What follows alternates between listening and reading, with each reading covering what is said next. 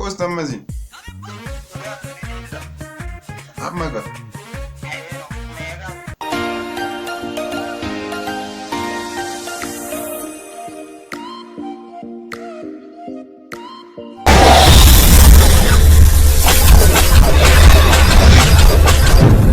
Tole kam jirtu kabajamtoota dhaggeeffattootaa fi daawwattoota keenya amma kool piraankiin gochuuf jedha. Nama suuraa ta'etti argitan kanan kool piraankiin gochuuf jedha. Kanaaf walumaa waan ijee daawwanna. Hello. Nagaa jirtu? Naguma. Nagaa. Isqeeliidha miti? Bilbila kee warra baankii naa kenne? Eshi. Dogoggoreen qarshii 10,000 buukii kee irratti gashinaa deebise. Miidha jinaan galee kaa. Ganaa gala wanticha amma horeefuudha mana baankii bukkee raawwadhinsi dawwalaa jira. Kanaaf rakkachaan jira baay'ee dhaabbata wayitiin gashe amma deemii naa baasi. Amma ani kaampaasiin galee jira kilaasiin qaba kana booddee. Kun qoosaa garuu dhuguma. Dhuguma jechaa jira baal birrii qoosaa. Eenyu gaati? Ani nan beektu ka bilbila kee buukii kee ranaa kennan baankiidha. Eessa jirta? Baankii biraan dhaabadhee jira amma buraayyuu. Ishigaa kilaasiin qaba kilaasii kan deebi'a. Naa deebiftaa moo? Siin deebisanii rakkoon qabu maali dongoraanis baru dongoroon indaa waan ta'eef kun badaa rakkoo waan uumatti fakkaata. Tolee fakkaata si deega. Kushi. Hello. Maal jechuu barbaadde birriin galle abbee san keetiin adda barreessuu barbaadde? Akkasumatti wantichi ganaa adda ba'a daqiiqaa 30 booddee gadhi. Maananii yoo hidhattee baankii hidhattee ayyamsiifte malee hin ta'u wantichi. Dhatti akka wantichi dogoggora ta'e itti himtaa isaanuu beekanii asii ol deebisu wantichi hin xumuramin jira.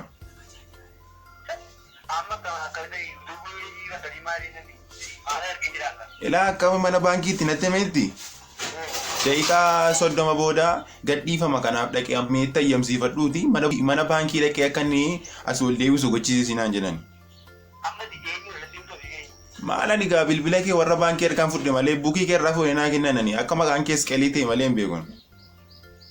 Keessa jiraata maal hojiin kee? Buraayyuudhaan baradhani. Maal baratta? Ani moo? Ani manaajimentiin bara. Akkamii dogoggorame reefii mutaan baasanii gara buukii? Wanticha buukii madageenii lakkoofsa dogoggoraa dhuma isaa dogoggore.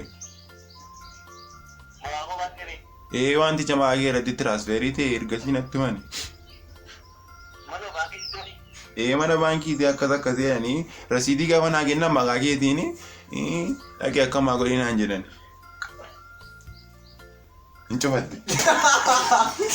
Daawwattoota keenya narratti cofatee deebisee dawwalaa. Hello.